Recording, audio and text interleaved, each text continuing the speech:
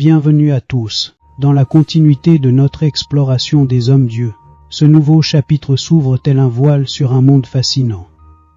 Dans la partie 1, nous avons esquissé la genèse de ces êtres extraordinaires, leur avènement sur notre terre, l'origine mystérieuse de leur pouvoir divin, la nature de leur mission sacrée et les contours de leur existence hors du commun. Maintenant, nous nous apprêtons à plonger plus profondément dans leur univers, dévoilant les secrets qui se cachent derrière leur apparence surhumaine. Dans ce volet, nous nous aventurons sur un terrain plus ardu, où science et mystère s'entrelacent. Telle une horlogerie céleste, nous démontrons les rouages subtils des pouvoirs des hommes-dieux, révélant l'alchimie secrète entre pensée et matière. Cette exploration dévoilera les arcanes d'une réalité qui défie l'entendement commun. Commençons tout de suite. D'où jaillit cette étincelle divine qui transcende les limites du commun et confère à l'homme ordinaire des facultés extraordinaires? Comment s'opère cette métamorphose, cette élévation d'un être mortel au rang de surhomme? L'idée que des facultés surhumaines puissent être octroyées par une main divine semble relever du conte et de la légende pour nombre d'esprits. Dans ces lignes, je m'apprête à lever le voile sur l'impensable, à dévoiler les rouages d'un miracle que d'aucuns jugent inconcevable. Tel un alchimiste des mots, je transmuerai le doute en certitude, prouvant que dans l'infini pouvoir du Créateur, l'impossible n'est qu'un mot vide de sens, une frontière illusoire que l'Esprit divin franchit sans effort. Pour saisir ce mécanisme subtil, je dois revisiter un thème déjà exploré, intrinsèquement lié à l'esprit. Ici, je fais un bref résumé sur ce qu'est l'esprit. Ce sujet a été traité en profondeur dans une vidéo dédiée sur les secrets de l'esprit. Je vous invite à aller la voir si vous ne l'avez pas vue. L'esprit est une enveloppe énergétique transformable entourant tout être vivant. Il épouse le corps physique, se connectant au chakra. Comparable à un corps éthérique, l'esprit possède des capacités extraordinaires telles que penser, ressentir, imaginer, créer, rêver et communiquer avec la source. Mais alors, comment l'esprit est-il créé? La source, une énergie consciente, intelligente et créatrice, a créé son propre esprit et son propre corps physique, devenant ainsi un Dieu créateur physique. Elle ne crée pas directement d'esprit, mais plutôt des créateurs d'esprit, des extensions de son corps physique, qui partagent son esprit et sa conscience. Ces créateurs d'esprit, à leur tour, créent des esprits individuels humains ou animaux. Imaginez le corps physique du Créateur comme un moule. À chaque fois qu'un nouvel esprit doit être créé, une nouvelle doublure du Créateur est formée. Cette doublure est un être à part entière, doté de son propre esprit et de son propre corps physique. Mais c'est toujours le Créateur lui-même, car toutes les doublures ont le même esprit du Créateur. Mais chaque doublure est aussi individuelle, c'est cette doublure qui devient le créateur d'esprit et qui donne naissance à un nouvel esprit. La naissance d'un esprit est décrite comme un processus fascinant, où la pensée d'un créateur d'esprit donne vie à une nouvelle entité. Voici les points clés de ce processus. L'esprit prend forme à partir de la pensée énergétique du créateur d'esprit. Une matrice énergétique sert de moule à l'esprit naissant. L'esprit est composé de l'essence de la source, une énergie vivante et intelligente. Un lien énergétique unique, sous forme de cordon, se crée entre l'esprit et son créateur d'esprit. L'esprit devient indépendant et immortel, avec sa propre aura et ses chakras. Le cordon énergétique permet à l'esprit de puiser dans la pensée créatrice de son créateur d'esprit, générant intuition et inspiration. Ce lien sert aussi de canal de communication, traduisant les pensées de l'esprit en actions et émotions via le cerveau. Grâce à cette connexion, l'esprit peut penser librement et créer sa propre réalité. Le créateur d'esprit d'un être humain peut être considéré comme son moi supérieur. Pour résumer ce qui vient d'être dit, chaque être humain possède un esprit unique, créé par un créateur d'esprit spécifique, une doublure du corps physique de la source. Un cordon énergétique relie éternellement l'esprit à son créateur d'esprit, qui peut être considéré comme son moi supérieur. Dans ce ballet cosmique de l'âme et de l'esprit, Voici dévoilé le secret des pouvoirs surhumains.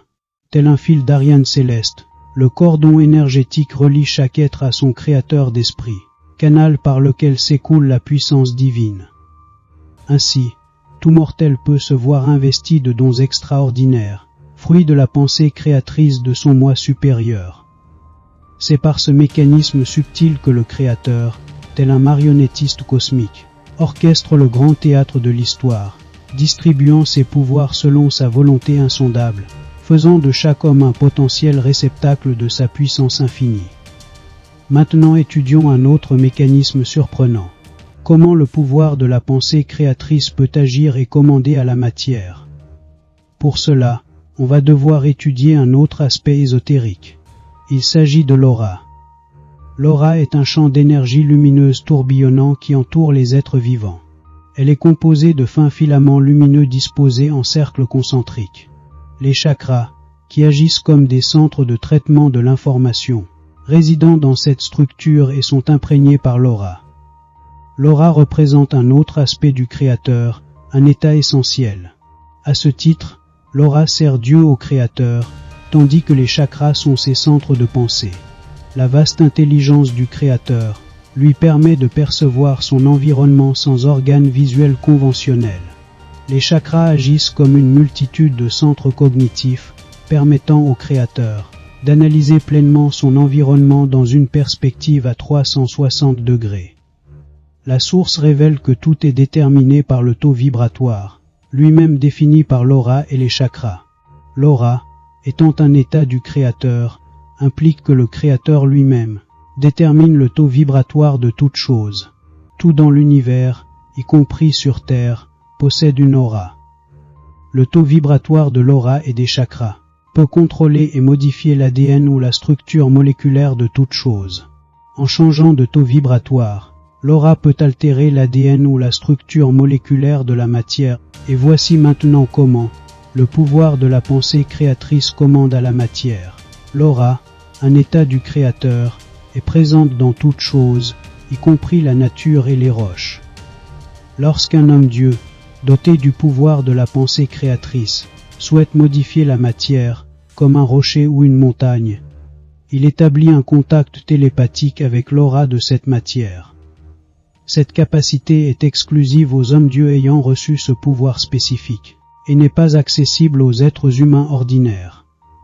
Un être divin, doté de pouvoirs extraordinaires, souhaite façonner un bloc de pierre brute en une sculpture raffinée. Sa volonté et son désir, tels des ondes puissantes, atteignent l'aura du rocher, l'essence même de sa création. Dans une vision onirique, l'homme-dieu perçoit la forme finale de la sculpture. Cette image mentale, imprégnée de sa volonté, est transmise à l'aura du bloc. Celle-ci, réceptive à la vision divine, en absorbe chaque détail. Sous l'influence de cette image céleste, l'aura se métamorphose, orchestrant à son tour la transformation de la structure moléculaire du roc. La pierre inerte s'éveille, se plie à la volonté divine et se façonne peu à peu, révélant la sculpture tant désirée. Ce processus extraordinaire illustre la puissance de la pensée et de la volonté, capable de modeler la matière et de donner vie à l'imaginaire. L'homme-dieu, tel un sculpteur divin, insuffle à la pierre brute son essence créatrice, la transformant en une œuvre d'art sublime. Pour utiliser une métaphore, imaginons l'aura du rocher comme une imprimante 3D extraordinaire, capable de matérialiser les rêves les plus fous. L'homme-dieu, tel un artiste numérique visionnaire, sculpte dans son esprit l'image de la sculpture qu'il souhaite créer. Cette image mentale, riche de détails et de précision, est ensuite transmise à l'aura du rocher, tel un fichier numérique envoyé à une imprimante. L'aura, réceptacle docile de la volonté divine, analyse chaque pixel, chaque courbe et chaque nuance de la vision onirique. Guidée par ses instructions célestes, l'aura orchestre alors une métamorphose stupéfiante. La structure moléculaire du roc se reconfigure, se plie et se façonne avec une précision infinie, reproduisant fidèlement la sculpture imaginée par l'homme-dieu. Ce processus extraordinaire, comparable à l'impression 3D, illustre la puissance créatrice de la pensée et de l'esprit. L'homme-dieu, tel un démiurge, insuffle à la matière inerte son essence divine, la transformant en une œuvre d'art d'une beauté saisissante. Pour illustrer tout ceci, concluons ce chapitre par des chroniques espagnoles. Il s'agit d'anciennes chroniques espagnoles, et voici ce qu'elles relatent. Les chroniques espagnoles évoquent un travail manuel, une aide magique de la terre, et le désir de mouvement des pierres elles-mêmes. À première vue, cette phrase peut sembler déroutante, car un tailleur de pierre ne s'exprime pas ainsi pour décrire son ouvrage. Cela suggère néanmoins la présence d'autochtones, ayant assisté à la construction de ces murs cyclopéens, qui l'ont décrite avec leurs propres mots. Examinons cette étrange phrase de plus près. Que peut-elle bien signifier? Les chroniques espagnoles mentionnent un travail manuel, indiquant que ces ouvrages ont été réalisés à la main, sans recours à des machines ou à une technologie avancée. L'aide magique de la terre est une expression intrigante. Elle suggère que la terre elle-même a apporté une assistance magique à la construction de ces murs, probablement par le biais de la lévitation. Des forces invisibles, provenant de la terre, auraient soulevé les blocs de pierre comme par magie. Les autochtones, émerveillés par ces manifestations, auraient interprété ces phénomènes comme de la magie terrestre. Le désir de mouvement des pierres elles-mêmes fait référence au pouvoir de la pensée créatrice. La pensée, force agissant sur la matière, commande et modèle celle-ci, selon le désir et la volonté de l'homme-dieu. Ces êtres divins, dotés de visions holographiques, voyaient les structures à réaliser sous forme de rêves éveillés. Ils étaient les seuls à contempler ces plans et à façonner chaque bloc selon ses visions. Grâce au pouvoir de la pensée créatrice, la matière prenait littéralement vie, se modelant et se transformant pour correspondre à la forme désirée. Ainsi, chaque bloc était taillé avec une précision impeccable, créant des joints parfaits et des structures d'une perfection inégalée. Si les chroniques espagnoles relatent fidèlement les récits des autochtones, ayant assisté à l'érection des murs cyclopéens par les hommes-dieux, alors une vérité extraordinaire se dévoile à nous. Ces êtres légendaires n'étaient pas de simples figures mythiques, mais des bâtisseurs hors du commun. Loin d'inventer des fables pour expliquer l'inexplicable, ces témoins oculaires ont transmis le récit d'une réalité qui dépassait leur entendement. Leurs mots, empreints d'émerveillement et de crainte, décrivent une collaboration prodigieuse entre l'homme et la nature, où la force brute se mêlait à une magie insaisissable.